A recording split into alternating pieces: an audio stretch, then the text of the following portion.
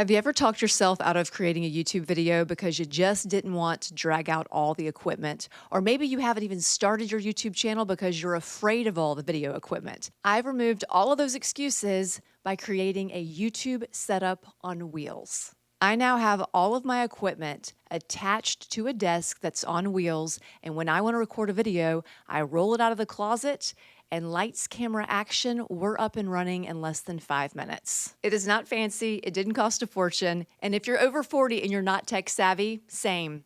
You can do this. I'm gonna walk you through my simple rolling setup, what I use, how I set it up fast, and how you can do it too without all the bells and whistles and tech headaches. And then at the end, I'm gonna take you outside and show you how I record my B-roll with just a selfie stick and my phone. Now, I got this setup idea by watching other YouTube videos, but the creators I was watching, they were using really expensive equipment, expensive lights, expensive cameras, and I didn't want to spend all that money, nor did I want to have to figure all that out. The first thing you're going to need is what I call a home base, a place at your house where you can easily store away your setup, mine is in a closet, and roll it out and record whenever you need to. Your space does not need to be perfect. It doesn't need to be updated. It really just needs to be a corner. If you look at other creators who are over 40, you'll find that they usually are always recording in the same place, which usually is a home office. Now, I don't have a home office, so I record in this corner of my laundry room. And everything is set up on this desk, which is 48 by 24 inches. So it's not a really big desk, which is good if you're going to store it in a closet.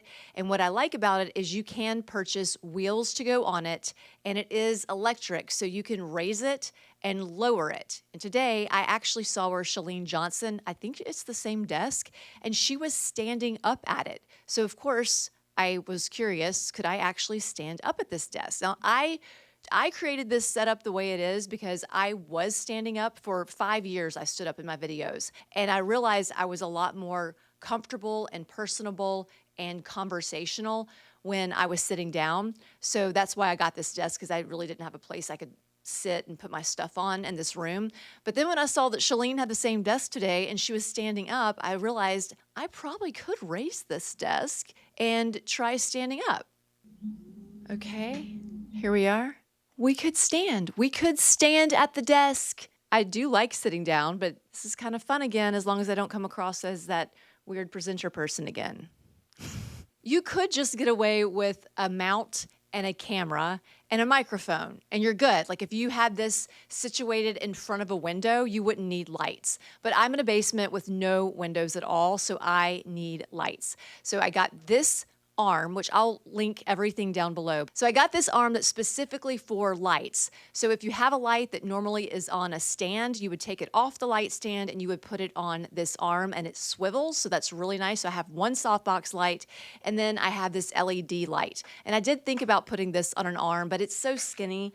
I just set it right next to me, and I can put this in a closet. It's not a big deal. But I do like having two of them because, again, it's like the over 40 situation. It's just more flattering when you have two lights if you're in a room this dark. If I was in a room with a window, I would probably just not use a light, or maybe just one light. But you do want a softbox light if you're using a light, because the soft lighting is flattering. It's not going to enhance the lines on your face. In fact, it'll smooth it out a little bit. Next, I have a knee-work clamp that is holding my camera.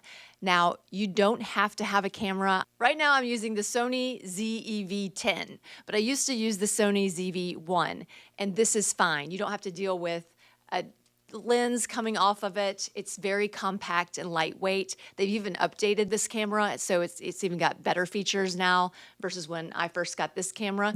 But either way, whether it's going to be your phone or a camera, you need to have something to put your phone on. You could even use a laptop if you wanted to, and then clamp your phone to that so that now you've got your notes right here. So this is another reason why I have a desk, because I like to put my bullet points here. I don't have a script, I just have bullet points, but I can easily look down and then just keep talking to the camera. I also have my microphone attached to this desk, but you don't need a podcast mic. I have a podcast mic because I'm in a basement, older house.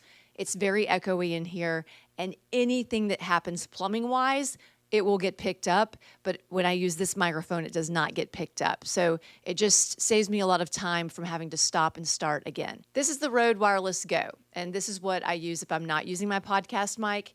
And basically you just put the transmitter on your shirt, and then you're going to attach the receiver to your camera. So that way you're not tethered to your camera, and it sounds really good. If you're in a smaller room that has carpet on the floor, then you might not need a microphone at all, especially if you're using a phone or a camera that's close to you.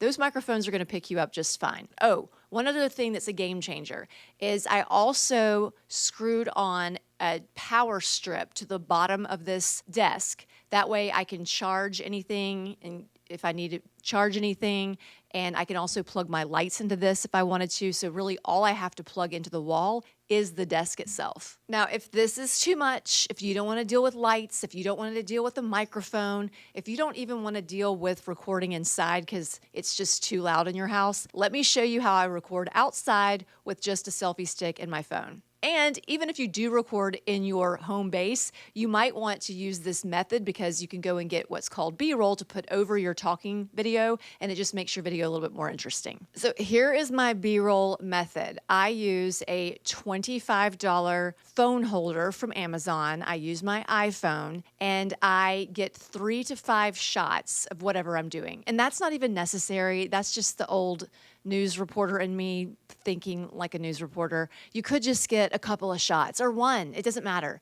But what you want to do is just put it on your phone and then go do the activity. So I will record my talking video like I am in here, and then I will think of all the different shots that I want to get, and I just use that little phone holder to go get all of the video that I'm going to get to put over my voice. So when you saw me showing all the different pieces of equipment in my laundry room, all of that was on my little phone holder with my phone. That's it.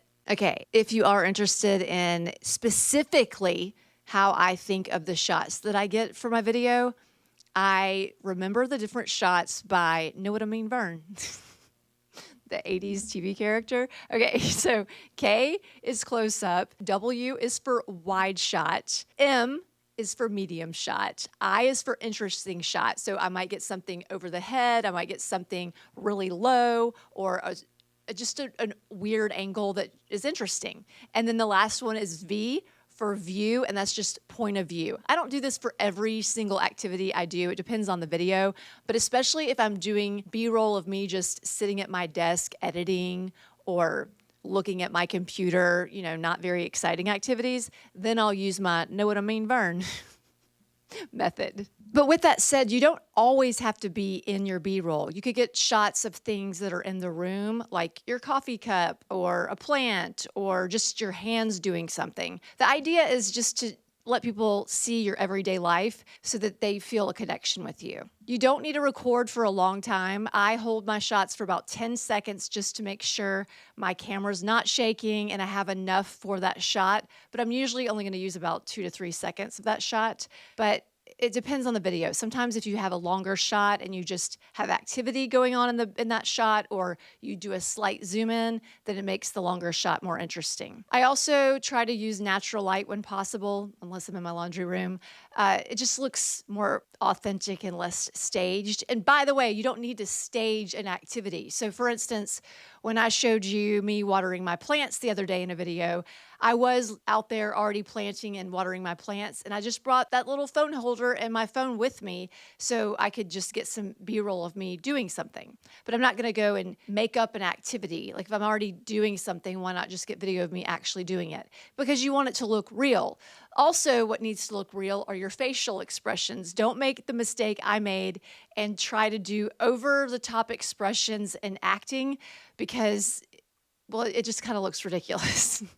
Unless you're doing a skit, you don't need to act. You just need to do what you would normally do with a regular facial expression. And if you don't have a tripod, then you can just lean your phone up against a book or up against a piece of furniture. I do that all the time. And then I also like to think of this when I'm not just recording videos. So for instance, if I have my phone with me, which I usually do, and I have that little tripod, or if I just prop up my phone on something, I'll just get video of me doing something just to have it and put it in my B-roll library. That way I've got something when I want to add me doing something.